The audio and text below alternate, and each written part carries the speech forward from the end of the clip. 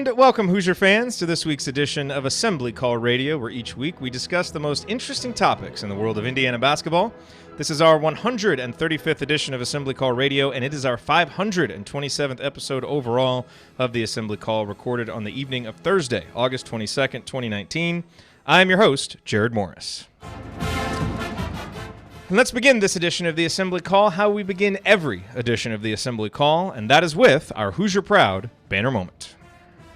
And Indiana is the national champion. When it comes down, Indiana will be champion. Smart takes the shot. The Hoosiers have won the national championship.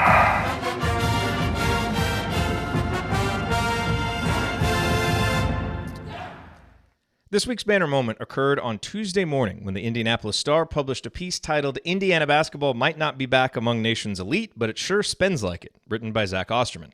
The piece states, quote, "From 2013 to 18, Indiana reported more than $3.5 million in recruiting-related expenses.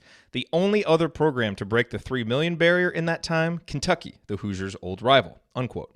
In other words, no program in college basketball has spent as much on recruiting over the last 6 seasons as Indiana. The Hoosiers have never ranked outside of the top 6 and have been first 3 times. Now, given the Hoosiers' relative lack of success during that time frame, just 2 NCAA tournament appearances and 1 Big Ten title, you may be thinking that Indiana is not getting a very good return on that recruiting investment, and I suppose you'd be right. But it still has to be encouraging for IU fans to know that the athletic department is willing to back up its public rhetoric about Indiana still being an elite program, a blue blood, by sparing no expense on the recruiting trail. And it's not like the Hoosiers haven't pulled in good recruiting classes and good players during the span. They have. The bigger problem has been a lack of continuity from season to season and not having a coherent roster management strategy. There isn't a recruiting budget in America big enough to buy that, which is essential to sustaining success in college basketball. Archie Miller does seem to be changing that. Indiana's rosters have been more stable. There seems to be a deliberate plan from offseason to offseason, and his inside-out recruiting strategy is building roster compositions that have at least been successful for Indiana in the past. But even with all of that granted, the early results on the court in the Archie Miller era haven't been as successful as anyone would have reasonably expected. Moving forward, that will have to change. Indiana will have to start winning consistently, being in the top 25, and making NCAA tournament runs to rebuild its fledgling national brand. That's the only way to make Indiana a potential destination for top national recruits again, not just players from Indiana and the surrounding states. Once that happens, Archie Miller will be able to take full advantage of the massive budget at his disposal. But it should at least be encouraging for all IU fans to know that the budget, and more importantly, the commitment, is already there. All right, now let me introduce my esteemed co-host for this week's show. Ryan is off this week. No, he is not sulking that Archie Miller passed him over for the new assistant coaching position. It is his birthday today, so we hope he's enjoying a delicious bowl of birthday cereal. Happy birthday, Ryan. Happy birthday. To my left, he is the Mike Roberts of Girls Youth Sports Coaching in Cincinnati, the president emeritus of the Robert Johnson Fan Club, and one of the world's most respected bracketologists, and he has a canned response ready to go for all of the people who are putting Maryland in their preseason top 15s. Mark Turgeon is coaching Maryland, so. Andy, what is your bottoms line on the last week in Indiana basketball? Indisputable point I made there, so that's evergreen for now at least. For me, it's the Mike Roberts hire. I don't think anybody really knows what exactly that means. There's certainly been a variety of reactions to it, even amongst the group of us that I think we'll get into a little bit later. And I think it's one of those where when you look around at what the options legitimately were, and the fact that it is, a quote unquote IU guy, I'm intrigued by it. I'm optimistic about it, but I think anybody who's claiming that they know with any degree of certainty whether it's good, bad, or he's going to be a good fit, a bad fit, a positive to the program, I don't think anybody really knows. And I don't think that's any different than anybody that you'd bring in, quite frankly, into a third assistant role. I think what you like about it is that he was part of kind of building UNC Greensboro into what it's become over the last couple of years, which is a really solid mid-major program. And he's been a decent part of that. I remember seeing him at the hotel when UNC Greensboro played at IU a couple years ago around Thanksgiving. My wife and I went, and they happened to be staying in the same hotel. So kind of cool to see him back, and you hear some of the stories about that. And I think what we have harped on a lot from a recruiting perspective is finding guys who it really means something to play for IU. I think this is one that if you put a coaching hire into context, I think it means something to him to coach at IU. What he does with this opportunity remains to be seen. What kind of coach he is, what his strengths and weaknesses are. I don't think any of us are in a great position to comment, but like I said, he has some of the same characteristics that I think we've lauded in the recruits that Archie's brought in. And so if you put it in the context of the culture that's trying to be created and things like that, I think it has the potential to be a positive one, and excited to get him on the job and the staff back at full strength and see what happens. All right, and to my right, he is a veteran high school basketball coach in the state of Indiana, the founder of the Delphi Bracketology Club, and he's a high school teacher who has a Nerf basketball hoop hanging in his classroom that he says is only for passing periods. Oh, and he also has theme music. He remembers the days when a movie cost $1. Heaven help you if you ever decide to pop your collar. Play hard, but remember, fake hustle is a crime. He's the coach and it's Tonsoni time. Coach, what's on your mind this week? Man, there's been a lot of news lately. Obviously, I think the top topic is the new assistant coach, and with that, I thought Andy was spot on with a lot of things that I wanted to say. So I'm just going to simply remind fans that it's Indiana. It's Indiana, and we're getting closer to another basketball season, and we have our coaching staff filled. And it is a coaching decision. And I know that there has been a variety of opinions and message boards. And let's let this play out and remember that it's Indiana. And on, the 24 sports, one team, volleyball is exciting with the interviews that we're hearing with the head coach. And soccer is always good. And, man, it's Indiana. Let's get fired up for what the school does and represents. And look for the reasons for this to be a positive hire. Even if you disagree, let's agree to disagree, but let's remember it's Indiana. And then to remember that too is, we had a former football player, Babe Laufenberg, who lost a son, 21-year-old college football son, to cancer recently. That's part of the Indiana family. And that's a loss. And earlier there was mentioned several tweets about Dave Schnell, who was an outstanding quarterback back in my day, winning quarterback who left this world way too early. And so, I remember those guys on a day like this and excited about the new seasons of sports and the new hire. And let's discuss it. And there's some issues to be discussed, pro and negative, but remember that we're all here because of our love of Indiana basketball and the university. Well said, Coach. All right, here's what we're going to talk about this week. We'll run through a few Hoosier headlines, a couple of fun ones, and then we're going to spend segment 2 discussing the man who is now the new assistant coach for Indiana, Mike Roberts. That was officially announced Thursday night around 6 o'clock Central Time, so we're going to break that down as much as we can, and then we're going to answer your questions, many of which are about Coach Roberts. So it's going to be heavy on Mike Roberts here for the rest of the episode, but that's the biggest story, and so I think it's worth really diving into. So all of that is coming this week on Assembly Call Radio. Before we get to that, I do want to say just a few words about this week's sponsor, SeatGeek.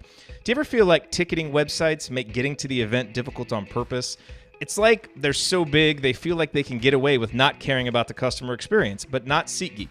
SeatGeek cares desperately about the satisfaction of their customers, which is why a quick glance at the App Store shows over 50,000 5-star reviews. Why? Because SeatGeek delivers a better process for buying tickets. SeatGeek pulls together millions of tickets from all over the web, and then they rate each deal on a scale of 1 to 10.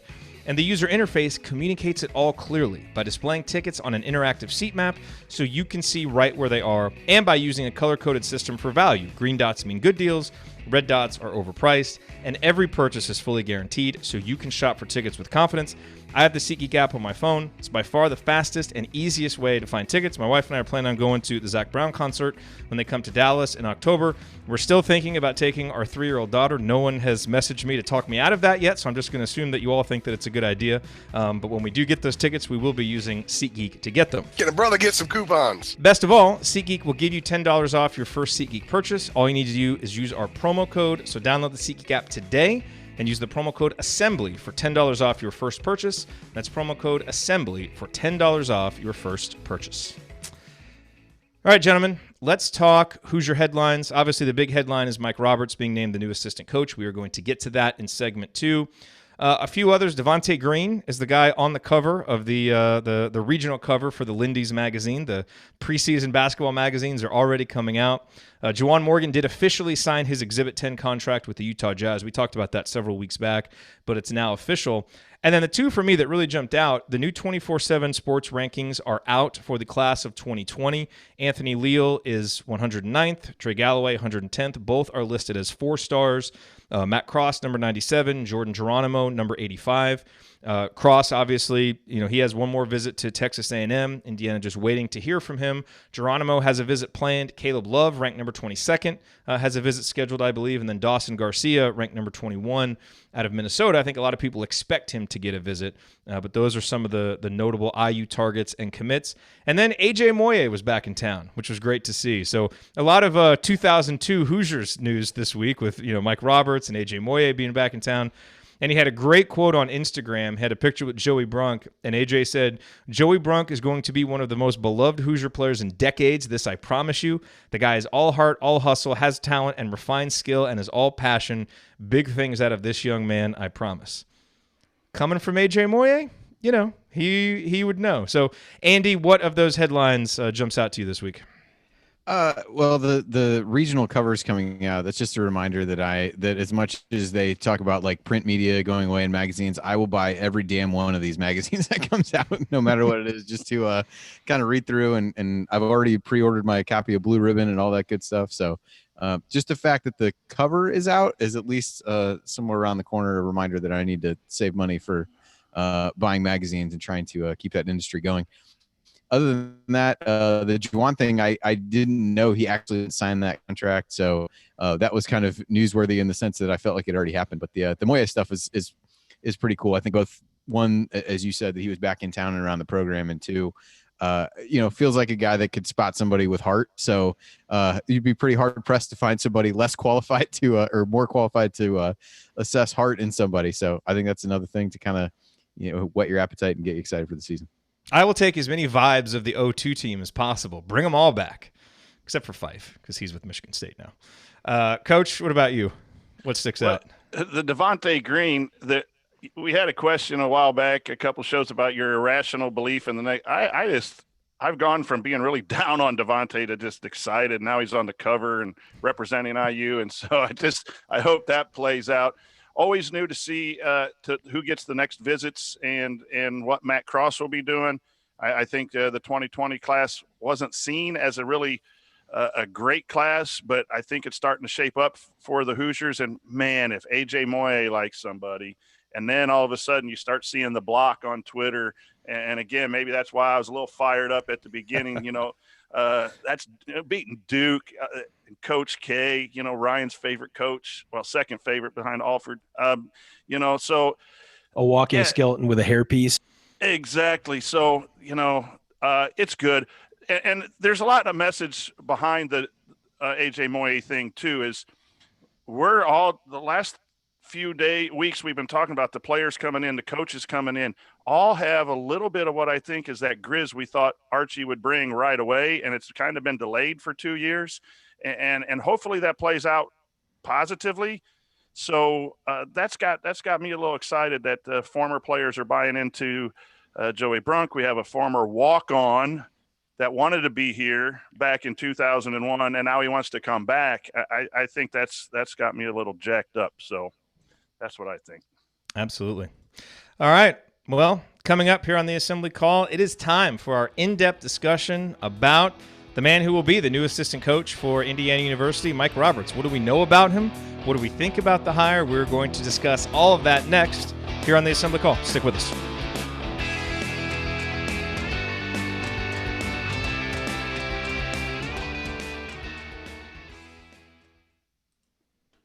Andy kind of killed all the momentum for segment 2 right off the top by saying no one really knows anything. Hey, Jerod, I don't want to ruin Hey, your I wanted to be about transparent. I'm just saying, about the budget, but some of that high expenses were missed charter flights during a certain coach's year that added to the budget. Oh, Lord.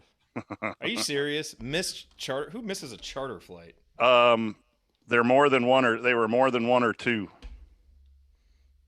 And again, that is how you're a champion. Yeah. God, that's ridiculous.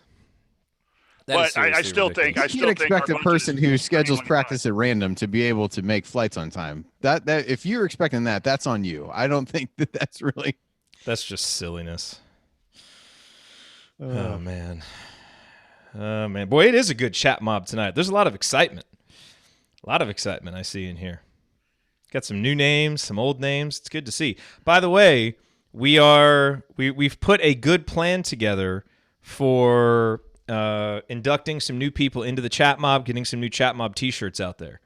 So Megan is kind of corralling all of that. So I'm going to defer to her on when we're going to actually announce that and do that. But for everybody who is watching, we're going to do some new chat mob inductions. Get some of those shirts out there.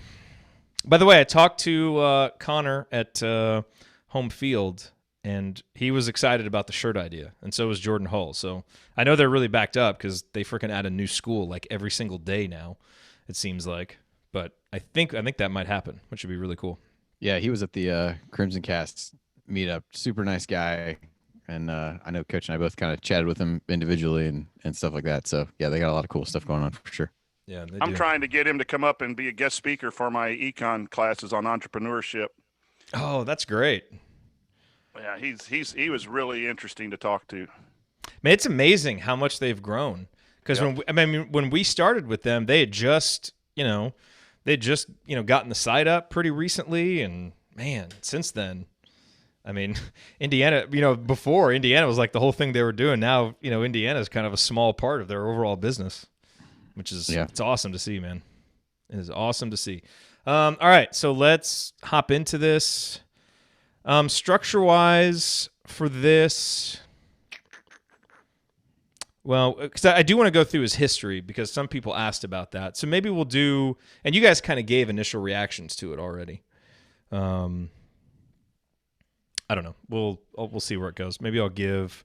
I mean, we should talk about some of the things that he's done, but maybe we'll start it with kind of some big picture, and maybe kind of some of the stuff, Coach, that you and I talked about before we went live. And I was going to talk about those things in the article that I wrote for Ben and Hoosier United, was specific last summer, and then I kind of repurposed it for mine that I shared with you about some of the characteristics and how I think I see Roberts fits into that.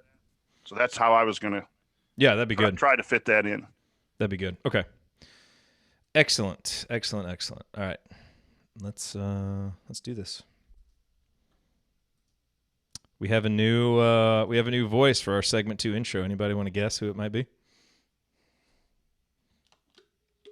No. It's tough to say. I just want to be surprised. I just wanted to take a drink of water. Nice. All right. Okay, let's do this. It's time to record. Here we go.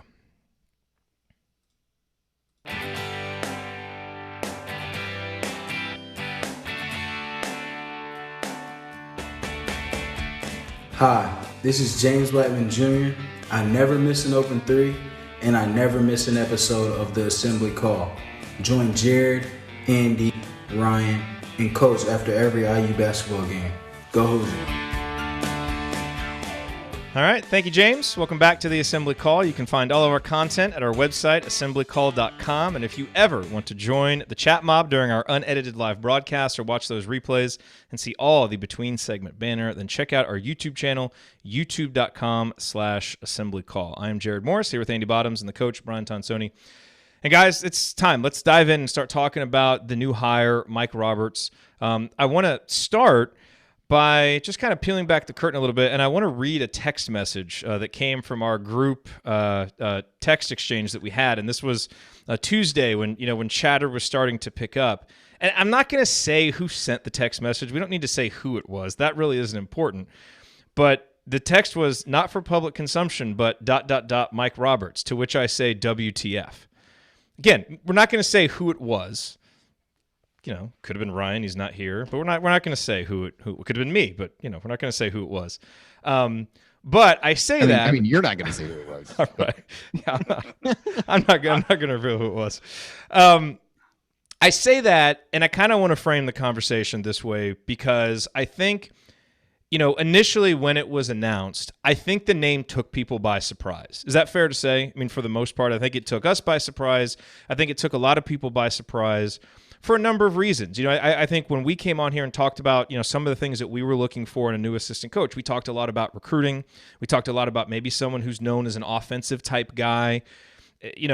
I think we were all in agreement, like, yes, if you can get an Indiana guy, that's great, but it should be maybe a tiebreaker, not necessarily a primary, criteria. And so I don't think a lot of people were thinking about Mike Roberts. If you were thinking about a potential IU guy, maybe you were thinking of Mike Lewis, someone like that, but no one was really thinking of Mike Roberts. And so I think it surprised a lot of people. And I think, again, I'm the one who sent that text message. And I think, you guys have seen, and we've talked about this, like my personal feelings on it have evolved a lot since first hearing that. Going from WTF to, oh man, you actually start digging in and looking at this guy's resume, looking at his experience, hearing what other people say about him, really thinking about what kind of culture is Archie Miller trying to establish and what kind of coach will help him do that. And you really start to realize why this makes sense. And plus I think there's probably a couple things that we might not have taken into consideration at first, one of which being, this is a third assistant position. You weren't going to get some of your top choices because you couldn't give that guy an associate head coach role because Tom Ostrom already has it. And, the thing to understand about recruiting, which I thought Brian Snow of 24/7 Sports really did a good job of explaining when it comes to recruiting, is that a lot of guys who are now considered great recruiters at Power 5 schools weren't considered that when they got their current jobs. They came from lower level schools and had landed some big-time recruits before. But as he said, quote, recruiting is typically about how much are you willing to work and do your job. And I think Roberts has proven that he's got that kind of work ethic. And so, Coach, I think, as you and I talked about, it's tough to assess this because we don't know who we're comparing it against. Did Indiana have a chance to hire Brad Stevens as a third assistant? Well, then this isn't a good hire, but of course they didn't, but we don't know who the other names were. But when you just look at this name and his credentials and kind of think reasonably about what Indiana might have gotten, it's impossible to call it a home run. But I think some of the initial concerns that I have been assuaged, and I feel a lot better about it. And it does feel at a minimum like this is going to be a really good fit on this staff for the culture that he's trying to build. And so for that reason, I feel a lot better about it. Yeah, no one really knows assistant coaches. I don't think I can name someone who's on Minnesota's staff. You do if it's Phil Martelli, who just got hired, a former head coach. We kind of know those individuals. We may know the top 2 or 3 named assistants across the country, and all fan bases would love to hit a home run and have someone like that come in. And I think that's our expectations were quite high. Was it a recruiting guy? Was it an offensive guru? All of that discussion. But we don't know what Archie really needed. And I think with the release of Schilling in June, that there was something that Schilling was not providing the program. And then something happened in June to really spark the divorce between the two.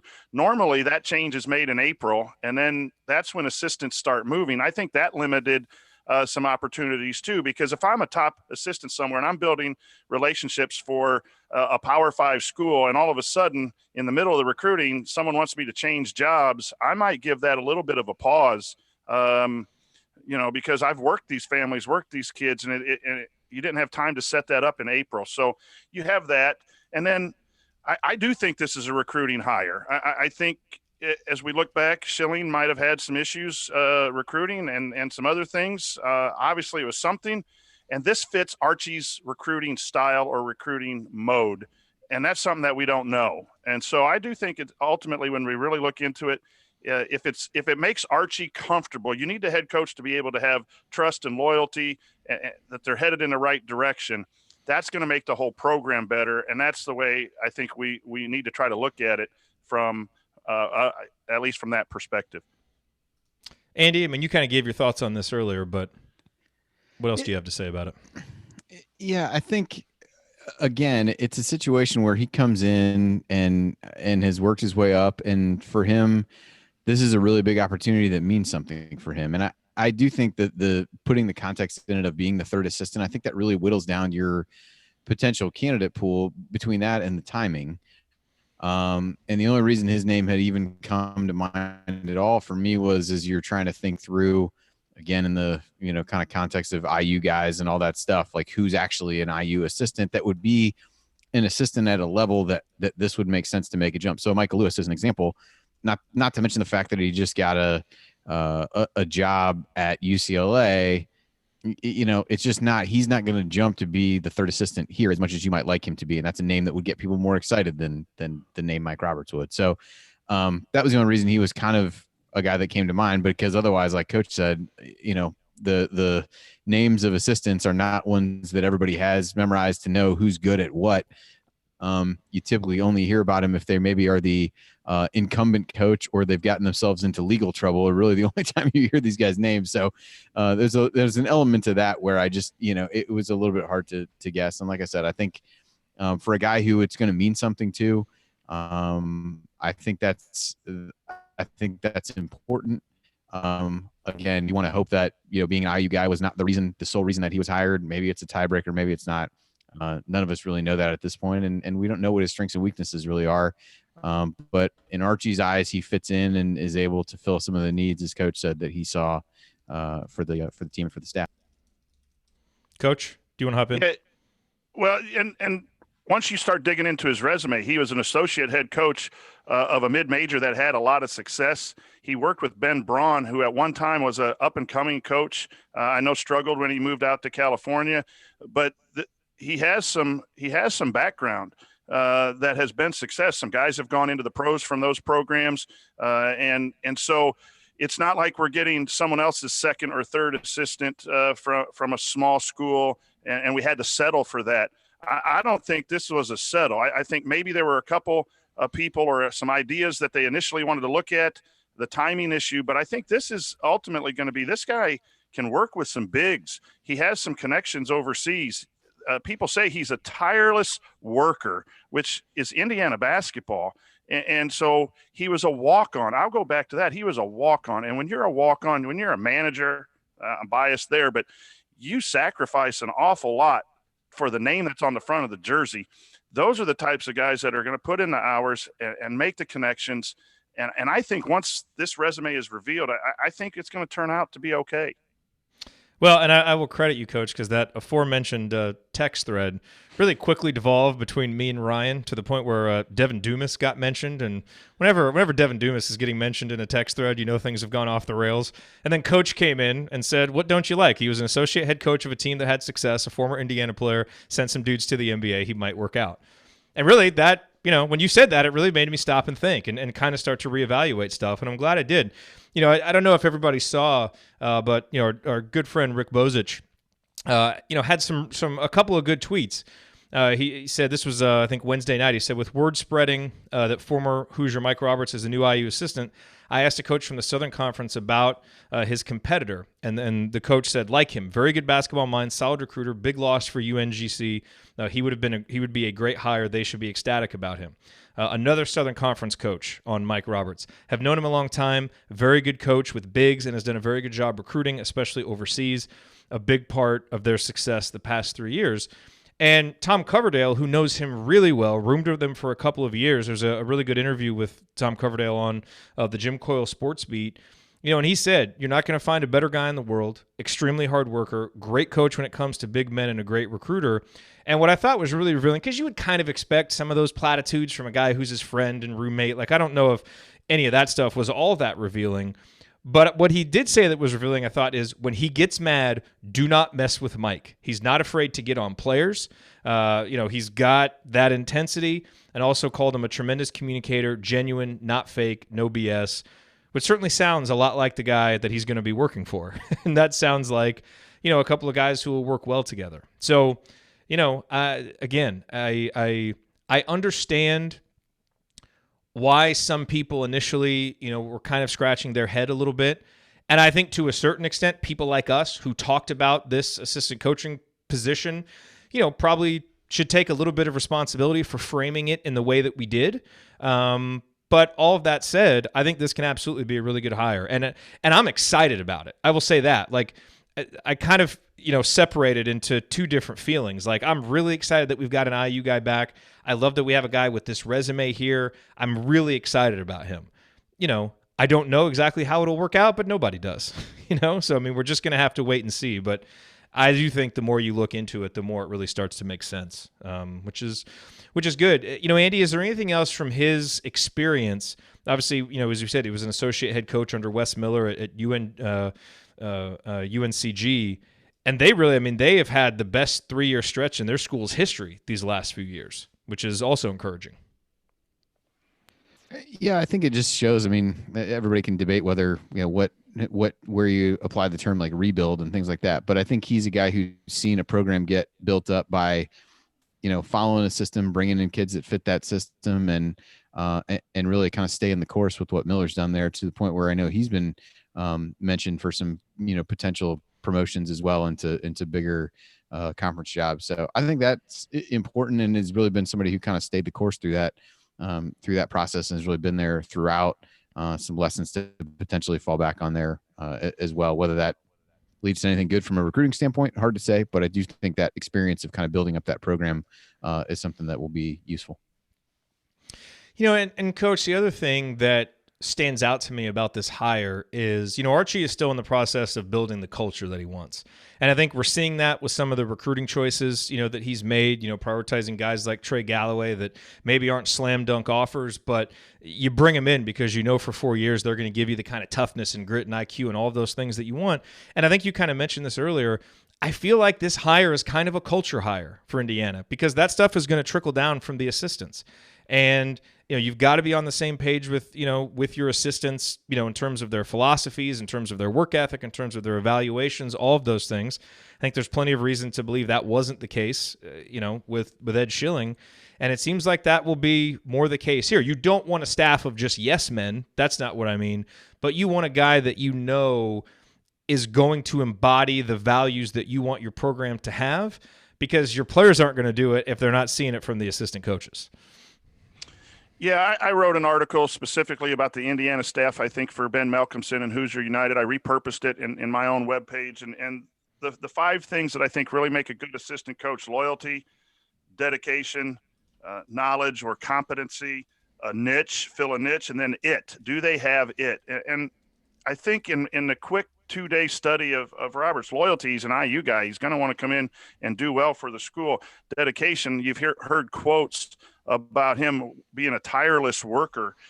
Knowledge, he's been in programs that are rebuilding. And that niche, there's a little bit of a niche with working with the bigs, but he's got a niche with Europe, and he works hard. And so the only thing that I don't know and haven't heard about, which is the hardest thing to define, is what you said. Does he have it? And can he come in and get the job done and have that ability? So I think those things make a good coach. And sometimes it's not the name, but it's what's behind the name that really works. And so I think this is a good hire. I think time will tell. I mean, everything when it's first announced seems better sometimes than what actually happens. But I just really think the culture is heading in a right direction. We need to win. We need to get some talent to go in with all the glue guys. But this is a hire. I think Andy said it early, and you said it too, that it's just like what's been recruited this year with Leo and Galloway, and add Roberts to that. And so hopefully that pays off. But I think he's going to be fine. Yeah, and again, we don't know yet what kind of recruiter he will be at this level, but from everything you hear, if he does struggle as a recruiter for whatever reason, it's not going to be for lack of work ethic. And typically that's what makes you a good recruiter. I know I saw someone, maybe it was Peaks who posted this, but something about how he's old school to the point of like writing handwritten notes, which seems like a silly thing, but to me really isn't, and probably is the kind of thing that can help, cut through the noise in a digital age. But that's not something that everybody's willing to actually sit down and do. And I think if you're willing to pay attention to those little details, I think that says a lot about your work ethic and just your mindset. And so I think those little things can be important. We're going to have to see, once this hire is made and we move past this episode, it's going to be really hard to kind of judge the hire. The Ed Schilling one has been so much different because he was fired at an odd time. We've all kind of heard things. That's not typical for these. So it's going to be hard to judge whether this was a good hire or not moving forward, but I guess you'll judge it by the collective success of the program. And if the culture continues to get better and, the team continues to win, then, you can look at this as another important brick that Archie laid in the foundation that he's building for IU basketball. So, anything else that you guys have on this or his background before we move on to some of the questions? Because we did get several questions about Mike. Nothing else for me. The only other thing I did want to say, their really good player, Francis Alonso, who was a terrific guard, known as a really, really good shooter, Roberts recruited him, and he came from overseas. And you mentioned that, Coach. That will be interesting to see. Does this open up some kind of pipeline for overseas for Indiana? Who knows? But here's a legitimate concern, and it is for everyone. When you work at a lower level and then take a job at the higher level, there's always some time to adjust. Yeah. You might have to go to Europe when you're at the smaller schools to find that hidden talent, but that teaches you. And I think this is important too. I think people who come from struggling programs or programs that are smaller really learn the nuances of running a program. So it's interesting, like with the Michigan hire. Howard has not coached. He's going to go right into where there's 5-star, 4-star talent. And I think you really learn from not having that talent. And so that's what I'm excited about with Coach Roberts. But there is some caution that anytime you move from that mid-major level to the next level, whether you're an assistant or a head coach, you're dealing with different personalities. The players are different. The expectations are different. At least he's been here and he knows that. But the first time you become a coach at the next level, you think you're ready, but there's a learning curve for everyone. And so that's the caution. If you wanted the people who are on the other side of this, you gotta be cautious because, doing it at North Carolina Greensboro is one thing. Doing it at Indiana University and getting Indiana to where they want to be is another thing. And I can understand some of the trepidation from people there, but the likelihood of us getting someone who is ready to do that right away and was a big name, I think was minimal from the start. I think, though, like you said, he's at least familiar with IU, with Bloomington, with all those things that might ease what's going to have to be, based on the timing, a really quick transition. So kind of understanding the fishbowl that he's stepping into maybe better than another guy would in that scenario, I think is a positive for him, that it might make that transition a little bit smoother. Yep. All right, coming up in our third segment, we are going to answer your questions. We got a bunch of them about Mike Roberts, so we will definitely answer all of those. And then we also got one of the oddest questions that we've ever received, so we'll make sure that we get to that one as well. Stick with us here on the Assembly Call.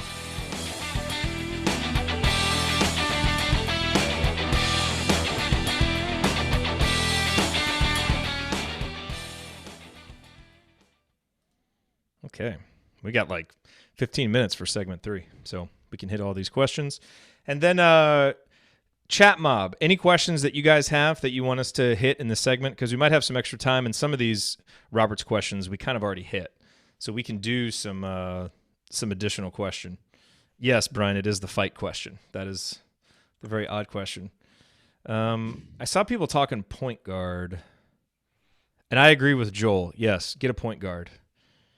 That is was it last week that we talked about being terrified about I'm terrified about the lack of a backup point guard on this team. Because I don't think we used the word terrified, but we did discuss it. I don't know. Because I don't really think we have a backup point guard on this roster. We have a bunch of backup combo guards. It's positionless basketball. Yeah, but you still need a point guard. You need a guy that you can count on. What are your guys' thoughts on the IU quarterback situation? Who do you think it'll be? Who do you want it to be? I'll let Coach go first. I'm a Penix fan.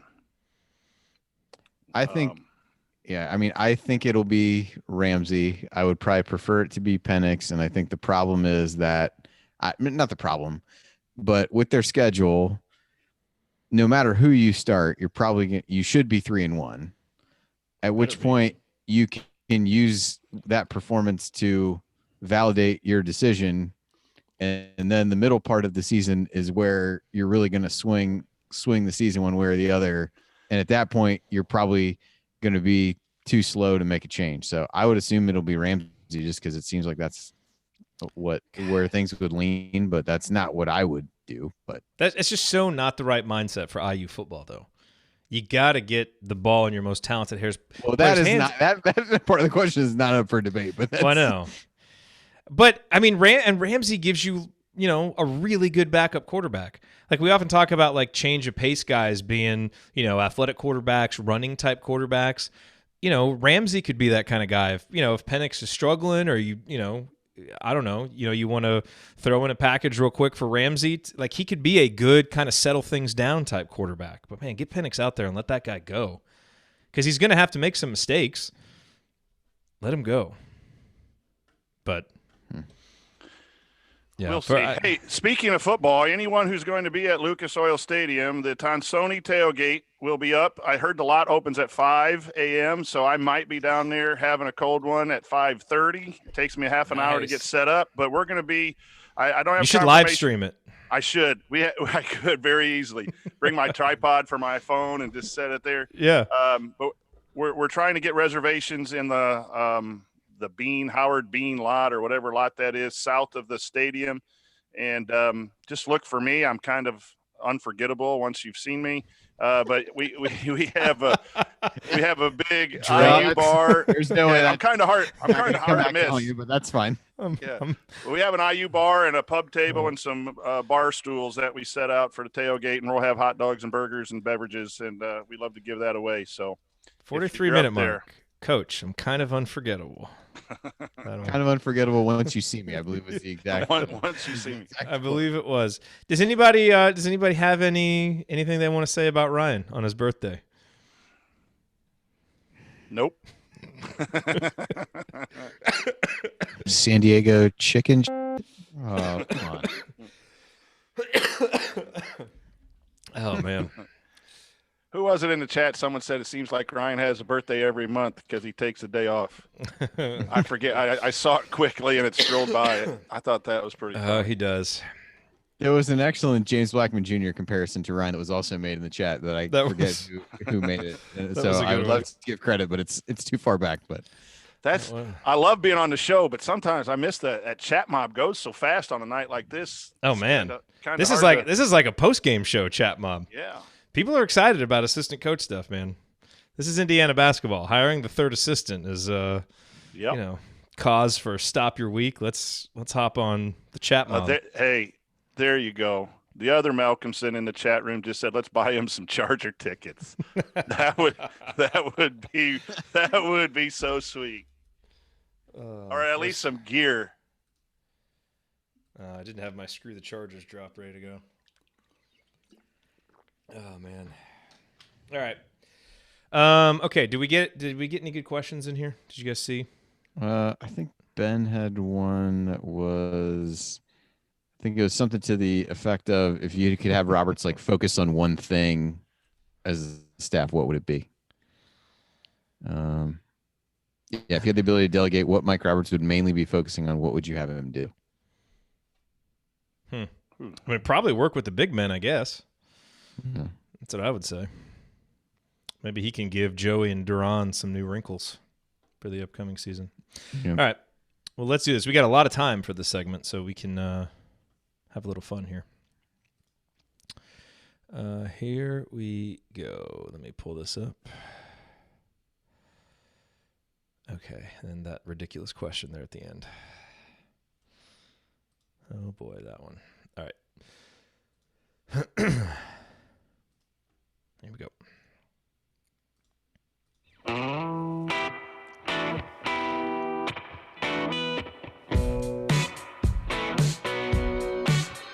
This is Tim Priller, and I never miss an episode of the Assembly Call. Thank you, Tim. Welcome back to the Assembly Call. I am Jerod Morris here with Andy Bottoms and the coach Brian Tonsoni. Remember that you need to be subscribed to our email newsletter. We send out a weekly IU News Roundup, even during the offseason. And then after every game, we send out a detailed post-game analysis. We don't post that anywhere else. You have to be on the email list to get it. Just text IU to 66866 or go to assemblycall.com. That's IU to 66866 or go to assemblycall.com. All right, guys, it is time now for our mailbag. All of these questions were submitted via Twitter and via our private IU basketball discussion community, which you can learn more about at assemblycall.com/community. A lot of them about Coach Roberts. So let's hit some of these. And, we kind of covered this, Coach, in the last segment, but Joel asked, do you think he is an upgrade over Ed Schilling?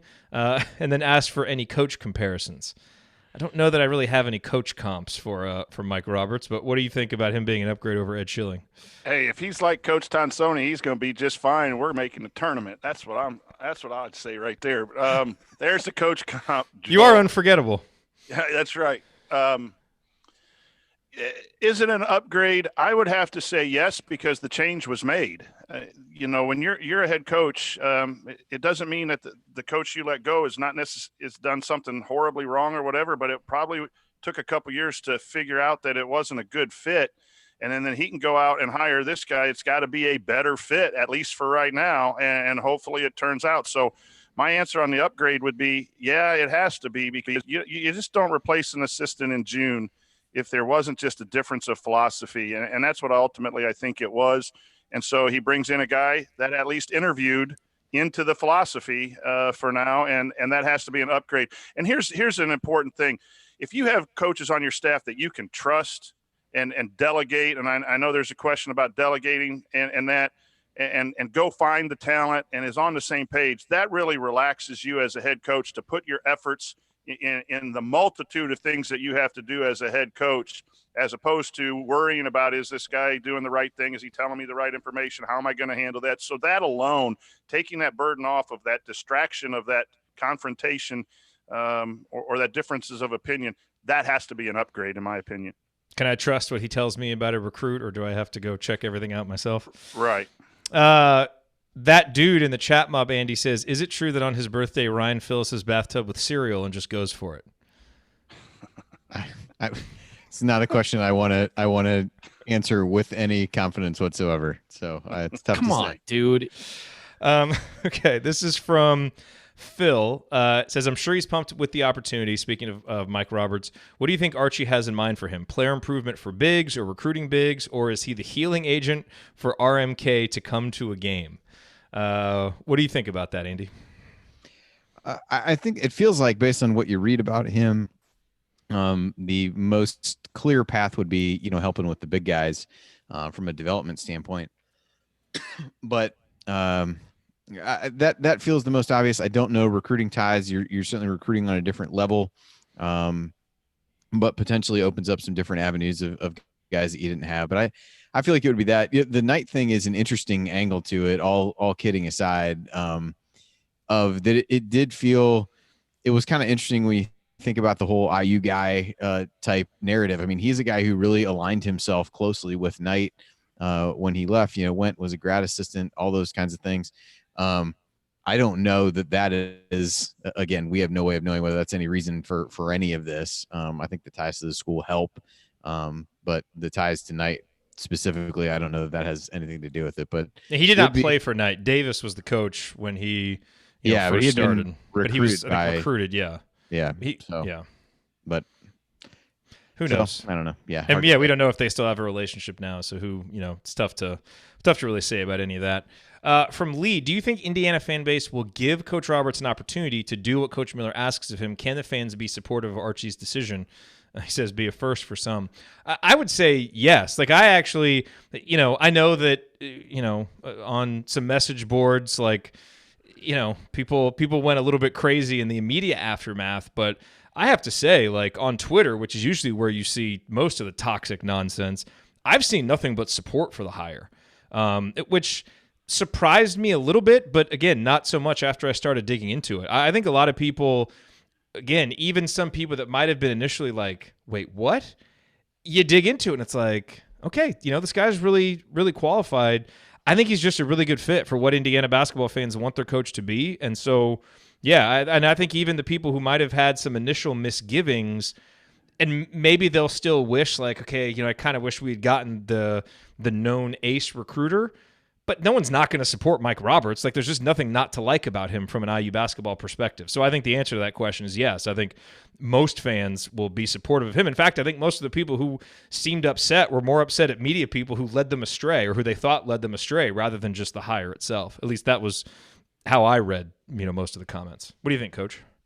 Yeah, everyone, when there's an opening, has their choice, and you want a lot of people had their favorite IU guy wanting to come back if that was the mode of what you wanted. And so there's going to be people who see this and are disappointed. But I just urge people to look. And then as an assistant coach, the head coach is the real deal. I'm an assistant. I hope that I have some impact on our basketball program, a positive impact, but ultimately it's the head coach making decisions and having a good staff and doing all that. And then once the schedule comes out, I don't think you'll see any message boards or any fans. They'll be talking about the schedule. And then as the season starts, I don't know that any post-game show that we have, someone's going to ask, what do you think Coach Roberts, how he did in practice this week? Roberts. No one asked, Coach Tonsoni, how did he run, the shell drill for Western? It was either they won or they lost. So this is just something here at the time when there's not a whole lot of news. It's the recent thing we've been wondering. So it's a high priority, and those who are disappointed are going to voice it. And I think they'll come back real quick, especially since he's an IU guy. Yeah, I think it's odd. I think the IU guy component of it is an IU guy, but it's not a household name. It's not somebody who had,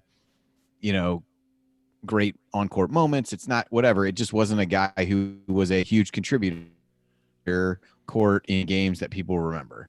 Somebody was making this point in the chat, I think even before we got started or right as we got started, it might have been Chad was just kind of talking about some of the people that, well, needs to be an IU guy, but not that IU guy. And we need to recruit in-state guys. Well, now then complaints shift to like, well, it's out-of-state guys. So I think if people want to be unhappy about something, we just need to win. It's not that hard to do. And you can figure out, some of those things. And again, I continue to go back to the guys who a lot of people threw out are not going to accept a position at the third assistant, and you're not going to jump the guys that were already there as the top two assistants. So I think it's easy to lose sight of that and throw out big names and get excited about this guy and that guy when I think the pool of realistic candidates is not anywhere near the pool of candidates that people had in mind. So it's easy to talk yourself into being disappointed when, again, nobody has any idea if an assistant coach is actually any good or not on a program that nobody has actually, for the most part, paid attention to. And Brian and I have largely only paid attention to for bracketology purposes. So, you just don't you just don't know. And so I would like to think people will give him the benefit of the doubt. To your point, at the very least, there's nothing not to like about him as a person. He's the guy at this point. You support who's there. You can lament who you didn't get, but the reality is you didn't get those guys. So move forward with who you have and support him as best you can. And, if you take the names Lewis and Fife, they're not coming. And then even take your anonymous Power 5 associate head coach or top assistant. Are they going to come to Indiana for the third spot? That's a great point that I think we need to recognize, is that there probably was some interest from some of those Power 5 maybe, but then, maybe the interest for them for the position, to pay all the responsibilities in that process fell apart. And with that, a 12-year veteran who was an associate head coach at a successful program, it might have not been the first choice, but it's got to be one that's up there, or at least in the pool of initial candidates, I would believe. I don't think we had to go digging. This isn't a bottom of the barrel, last minute, I got to fill the spot higher. So I do think the fans will always come around. Yeah, and again, at the end of the day, we just need to win. Some of the conversations we get into are ridiculous because we haven't been winning, and everybody's grasping for straws and looking for reasons. We just got to start winning some games, and then a lot of this stuff and some of the divisions and some of the, just wild reactions that IU fans have will not be so wild. We just need to win consistently. Miles says, what will his impact be on the recruitments of Dawson Garcia, Caleb First, and future big men? I don't know, but it doesn't seem like it can hurt to have a guy who's known for developing big men. We're just going to have to see how that goes. Ed Schilling was a guy who was known as a good recruiter and a good player development guy. I don't know how much of that carried into his Indiana tenure. It couldn't have been all of it because he ended up, they ended up parting ways with him. So, maybe if that's the case and it's a big upgrade there, that will help with guys like that. We would just be speculating on that. Do you think, and again, not taking things away from assistant coaches because there are relationships built and they do recruit players, but I think most players will go with the relationship with the head coach through the assistant. I'm not sure anyone's like, man, I can't stand playing for Archie Miller, but I'm going to go because Roberts is there or Ostrom is there. So especially the top level guys, like especially like a Dawson Garcia, who I think Tom Ostrom has been recruiting that area, and Archie Miller already has the relationship. So maybe it's one other thing you can add, that you've got this new assistant that can work with you on post game, but right. I don't think it's going to be a huge thing. Maybe more down the line with some guys that he gets in with early on, because I do think that the assistant coach relationship matters. I mean, seeing my dad recruit all those years, like, it matters. And maybe it matters a little bit more in football than it does in basketball because there's so many guys in each class, and the head coach can't possibly develop a relationship with all of them unless you're Tom Allen, and maybe you can. And they're in a meeting room with them all the time, and they're practicing. Yeah. They're in charge of the practice. Yeah. Yeah. Okay, so let's make sure that we get to the crazy question since we teased it. And then we got a couple others in the chat mob we can get to. So this is from Brian Rampage. Andy, would you rather fight 100 Bob Knight-sized Mike Davises or 100 Archie Miller-sized Tom Creans?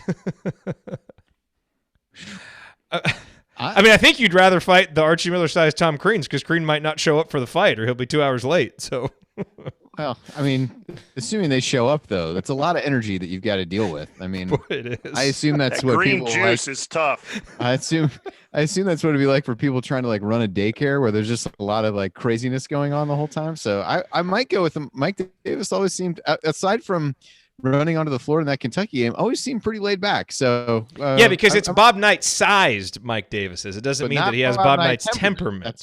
That's an important note. So I guess I would go with the Mike Davis one. I just feel like the other would be a lot to corral. Now the other one might be more easily distracted. Who's to say? But that's also, how tall was Crean? Isn't Crean kind of Archie Miller sized already? Crean wasn't that tall. Maybe he's not. It wasn't as short as Archie, but I don't know that he's as short as him. But I don't think he's substantially taller by any means. Anyway, these are the kind of questions now that we get. The season needs to get here. It really needs to get. Imagine this week without the assistant coach hire. Okay, I know we got a couple of other good ones. So I know one of the questions that we got from Ben was, if you could have Mike Roberts really focus on one thing, coach. And again, you're not going to have an assistant focus on one thing. Assistants have to focus on a lot of things. But probably if he's going to focus on one thing, the thing he seems to be known for from a player development standpoint is working with big guys, and so maybe that's something he can come in and, give Joey Brunk and give Deron Davis and Trace Jackson some new wrinkles or a new voice or a new perspective this offseason, because that seems to be something he's really good at. Yeah, and that's what we've heard from what people have said his role was in his previous spot, so that would make sense. Again, as a head coach, you have pockets of ideas and places and things that need to be covered. And it depending on what Schilling left and what he was in charge of, you're going to delegate that. It could be something in practice. It could be a relationship thing. It could be some management of support staff and things like that as well. So there's probably a lot of things that he's going to give, but I think two things for me is that I'm really looking forward to, and what I've heard through people's comments is that culture piece, that toughness piece. I'd put him in charge of a get on the floor drill or take a charge drill. And if they're not going well, get on them a little bit like we heard from Coverdale. And that's what I would dedicate, that post Minnesota attitude that we had last year that seemed to, we're going to do it our way and you guys are going to get on the end line. Robert seems to fit that bill and no nonsense. So I'd put him in charge of the no nonsense stuff in practice and maybe the sprints. All right, Andy, we've got like 10 seconds left. Our buddy Eric from Hoosier Hysterics is about to do the Victor Oladipo Archie Miller Fantasy Camp. What advice do you have for him? What one piece of advice do you have for him besides don't pull a hamstring? I would lots of stretching feels like a good one, and Shooters got to shoot. Take your shots, man. That's right. That's right. It. We're done. No more questions. Okay, that is going to do it for us on this week's edition of the Assembly Call. If you want to see us do the show live, join us at assemblycall.com on Thursday nights for the live broadcast of our Assembly Call radio recording. And don't forget to go to assemblycall.com or text IU to 66866 to join our free email newsletter. Special thanks to our buddy Bob Thompson for producing most of the music that you hear on the show. And thank you for listening. We will talk to you again next Thursday night. Until then, take it from me, Yogi Ferrell. Keep your elbows in and your eyes on the rim. And go Hoosiers.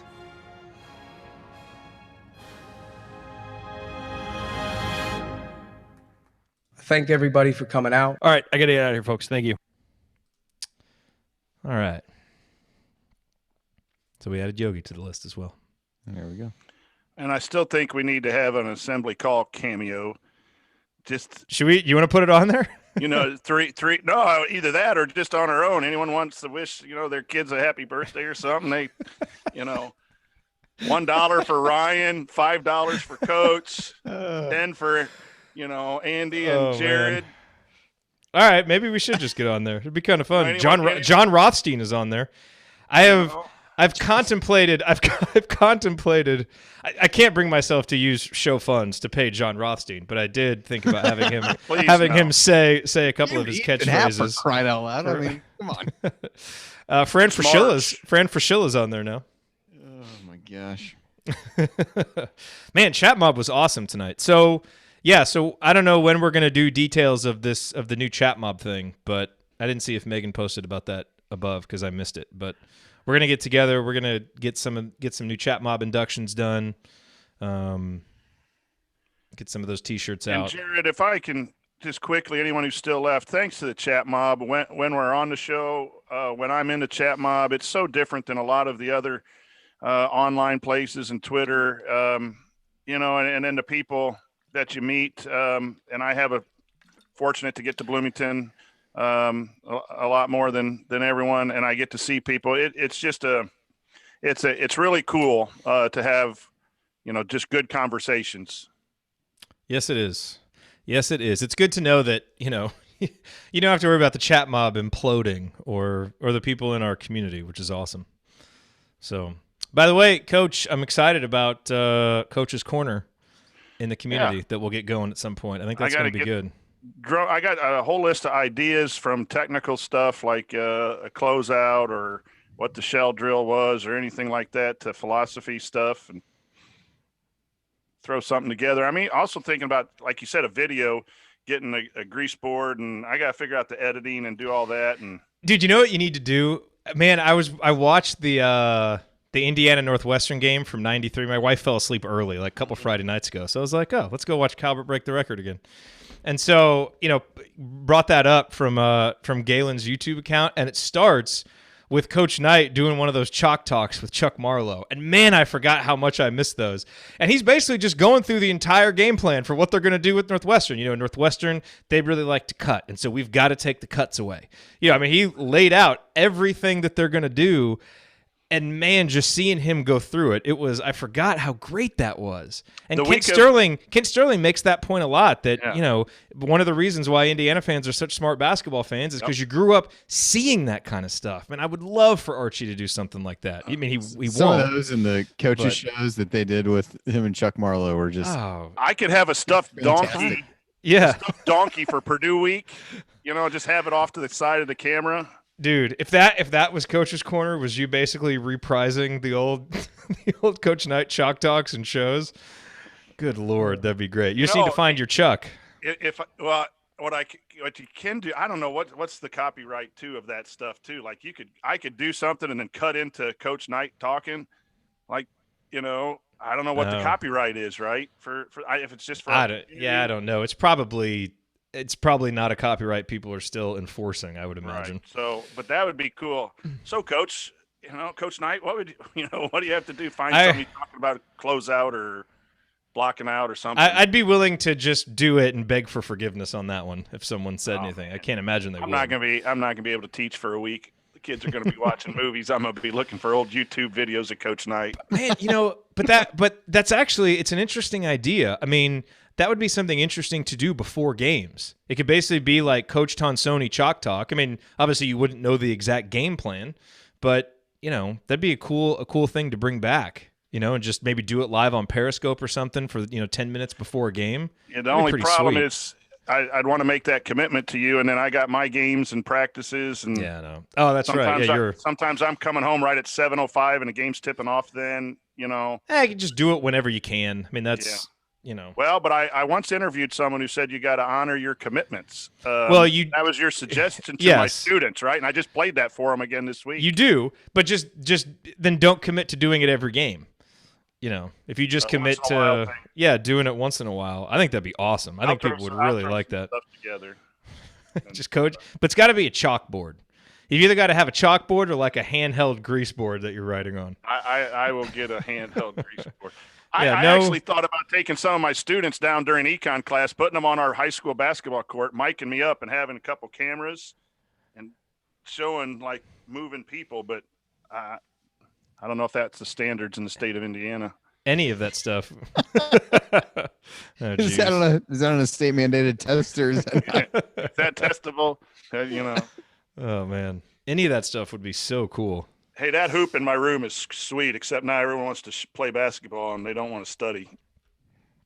That's yeah. It's all right. Hey, you're just keeping them off the streets, man. You got to do what you got to do. That's the number one. That's my number one job, Andy. Let's see. Ben, Sunday night, he's having Chad, Joel, Josh, and Alex Bozich on to talk about the Mike Roberts hire. So that's going to be awesome on Hoosier Heartland. How about hand puppets, Jeff says. Megan says she'll find a way to align all that. That's the other thing I would love to find is if we could find some kind of telestrator ability for the post-game show. That'd be cool to be able to do some stuff like that. But then we'd also have to get clips really quickly, which would be kind of hard. That kind of stuff is hard to do live. Oh, well. I would also be concerned with giving Ryan access to the telestrator, but technically I assume there would be challenges with him being able to use it, so I think that would probably work itself out. By the way, so we have an assembly call hosting summit on Sunday night where we're all going to get together and talk about how to host the show. Ryan says it's on his calendar. He says it is on his calendar. we are going to see. I kind of just want to be in the chat mob for the first show that Ryan hosts. I don't want to actually be on the show. I just want to be in the chat mob and just watch it. Although, we'd watch the show that we love burn to the ground, and we'd have to come in to rescue it. So maybe I don't want to do that. Oh man! All right, good stuff. This is fun. Andy, you're hosting next week, right? Because okay, I have my daughter's orientation. Yep. I don't know what we'll talk about. I think we probably need to start doing locked out with news hitting the last few weeks. No, there's a lot else to. I don't know how many other shoes there are to drop at this point. But maybe something. Chad says, "Don't have Ryan come to the summit for hosting. Just teach his girlfriend." Seriously, I had some good way to go. I had some good conversations with her about stuff that we could do on Instagram. Which she's a keeper, by the way. He better not. He needs to do whatever he needs to do to lock that up. Put a ring on it. Yeah, whatever you got to do. Mark that. He gets going on some tie ring. Hey, Ryan, put a ring on it. Oh man, we probably need to start going through our player previews. Is what we need to do for the established guys, so we can dive into the synergy stats and do all that. Possible schedule might be announced by next week, though. Ooh. Maybe that's true. That is true.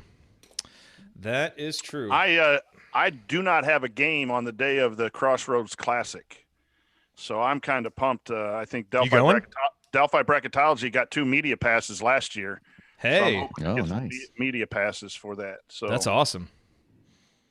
That would be cool. The only bad thing is if I take a student, I can't go to Kilroy's and drink crazily before the game. I could, but I'd be fired. Some would argue that's not a good practice with a media pass, even if you are, are not taking it. Delphi Bracketology sponsored drunk in the third up at the balcony because they'll probably put us up there. Oh man, that's good. Nice. That's how I met Josh Wilson, one of our chat mobs. First time I ever met him, I had my assembly call sweatshirt on and got to meet Josh, and now we do that stuff. It's pretty cool. Yeah, it is cool. Indiana basketball brings people together. Awesome. There you go. It brings people together. All right. All right, cool. Well, this is fun. I'll talk to you guys Sunday night, and we can game plan everything from there. Thanks everybody for being here. Awesome chat mob tonight. This is man, it's exciting to come, and we had over 100 live listeners for the first time in a couple months tonight. So the and people said Mike Roberts wouldn't move the needle. Mike Roberts moved the needle. This was like the live turnout for one of those December bye games at home. So this is good stuff. All right, everybody. State-esque, so that's good. Perfect. All right. See you, everybody. All right, talk to you next week.